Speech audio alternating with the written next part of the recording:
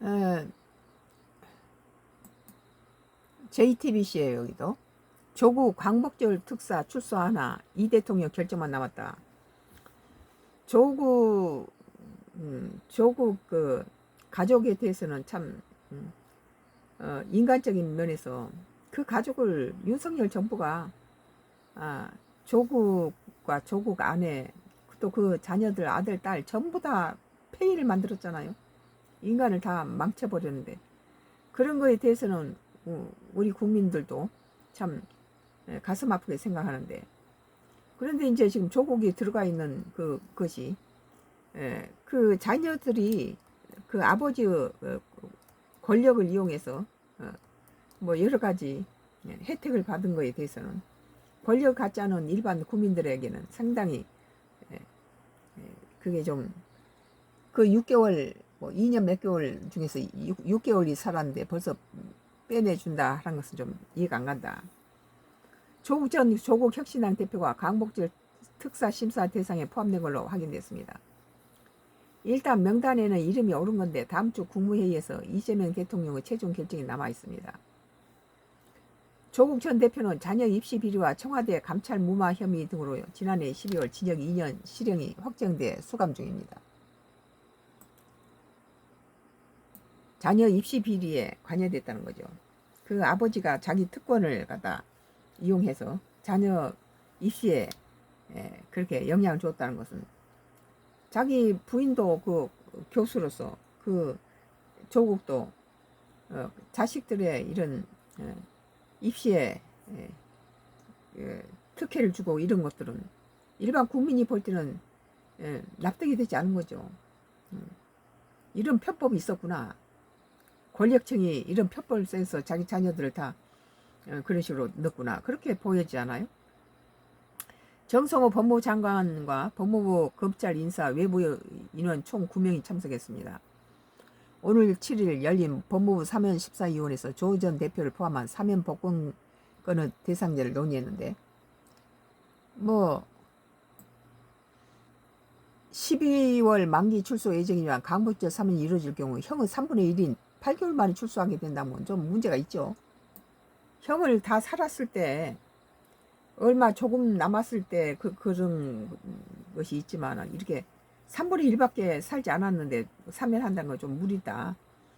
물론 윤석열 정부 때 조국의 가족들이 파탄낸 것은 참으로 안타까운 일인데, 그리고 조국이 또 그 전 정부에서 문재인 정부 때 얼마나 날이 시퍼렇게 칼을 들고 그 정치권에서 그렇게 자업자득이죠.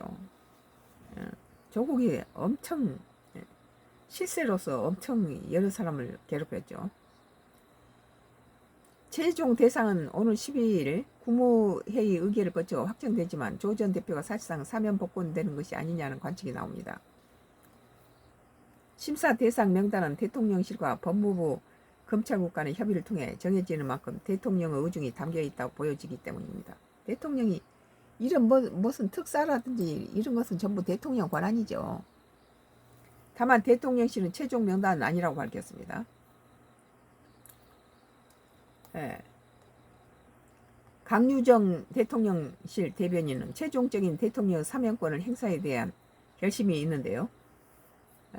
그때까지 저희도 최종적으로 알기는 어렵고 국무회의 의결과 그 이후 결정 과정을 통해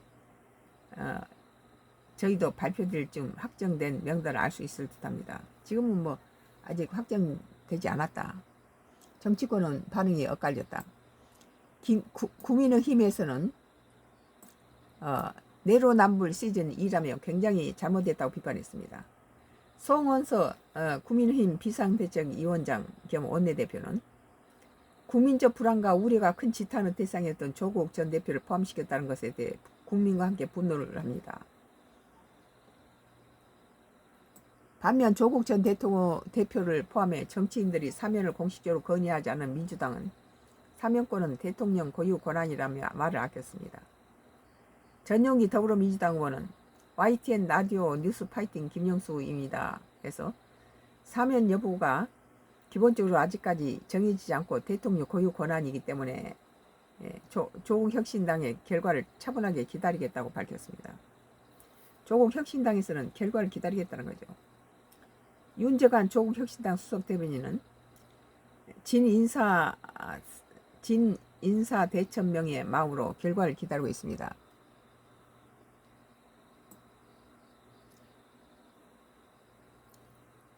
JTBC에서 조국 광복절 특사 출소하나 뭐 이 대통령 결정만 남았다 그런 기사였어요.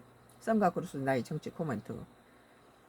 조국의 광복절 특사로 나오면은 3분의 1을 8개월 2년에서 3분의 1밖에 형을 살지 않았는데 이게 특사로 내보낸다는 건 좀 무리가 있죠.